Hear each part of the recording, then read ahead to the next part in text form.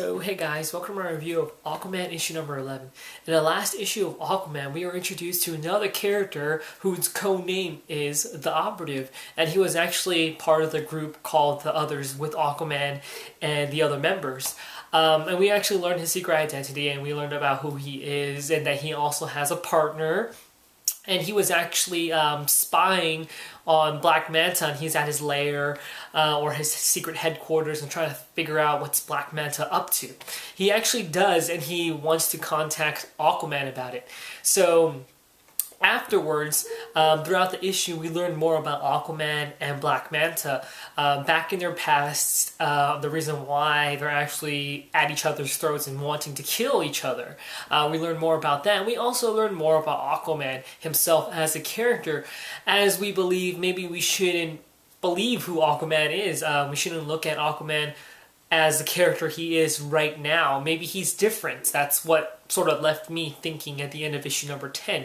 But afterwards, that's where issue number 11 picks up off. Now we open up actually 6 years ago. Like throughout this whole entire series, we have been getting more backstory on this group called The Others and Aquaman himself and Black Manta, which is fantastic and great. So we open up 6 years later, or not 6 years later, 6 years ago, as Aquaman and The Others are infiltrating or actually entering a tomb of the first, I think the first Atlantean or first king of Atlantis, and they're at their tomb, and basically there's these like relics that, of course, you should be known about this by now, because Aquaman in this whole entire series has been talking about the ancient Atlantean relics, and basically Aquaman and the others take a relic for themselves.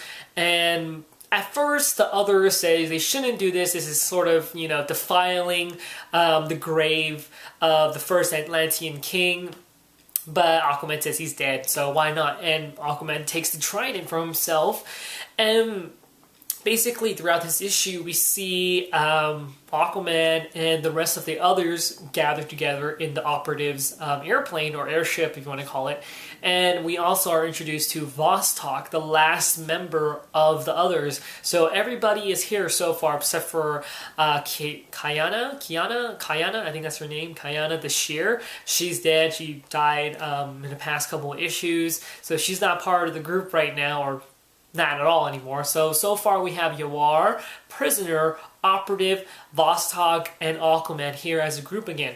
Now, as they're talking to each other, we still learn more about Aquaman's relationship with these characters, and we learn more about Aquaman himself and, the other characters or the others in this group. We learn that basically they're not much enjoying Aquaman's presence. Actually, they start throwing really, really harsh words at him, blaming him that, you don't care about us. All you want to do is take out Black Manta by yourself. You don't care if we're going to help you or not. All you care about is yourself. After you left us for the League, you don't care about us. You have the League now. And, they keep throwing all these, bad words at him, saying that he doesn't care. And Aquaman, he says he does care, and he's taking all this burden on himself. And the others, especially Vostok, says maybe you shouldn't carry this burden on your own. You can share with us. We are as a team. We are as a group. We used to work together, so why not share?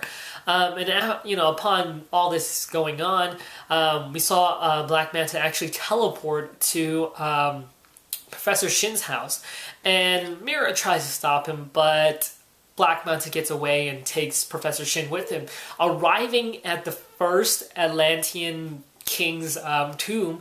And he's basically there because of the fact that there's one secret Atlantean relic left, because so far there were 6 of them, but there's one more. There's a 7th one, and that's where they're going to try to find it. Now, Black Manta asks Professor Shin where it is, but Professor Shin doesn't want to actually betray Aquaman again, which is really interesting.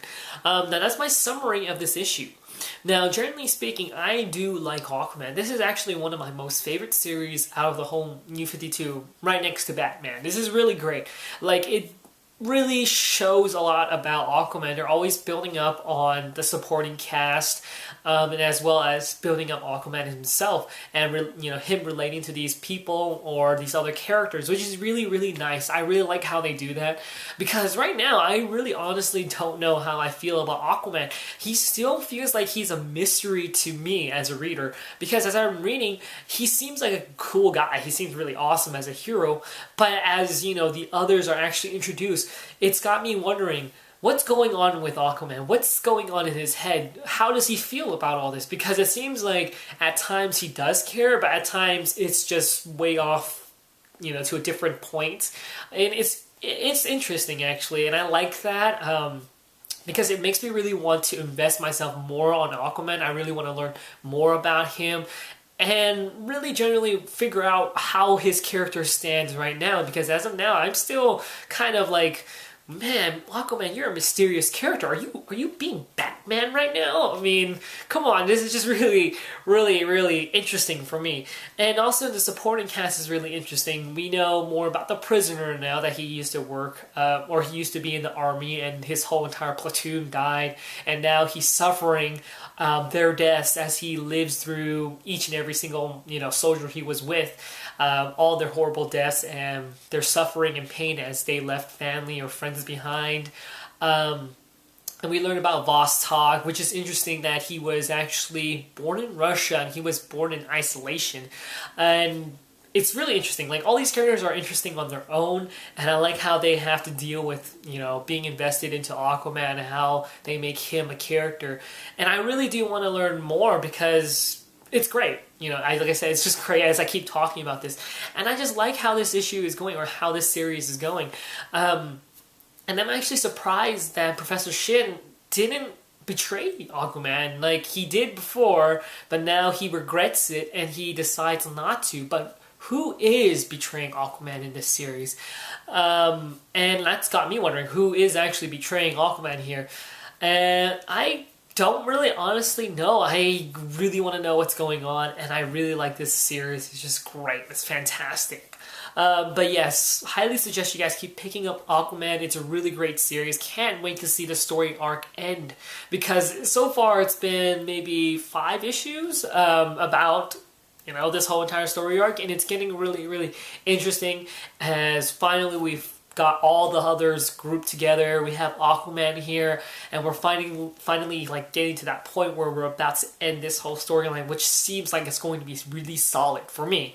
But yes, I really like this issue. I would rate it actually a 5 out of 5 because I really think it was that awesome and that good and great. But yeah, that's my review of Aquaman issue number 11. Hopefully you guys like and enjoy this review. Thank you for watching, and I'll talk to you guys later. So, see you guys.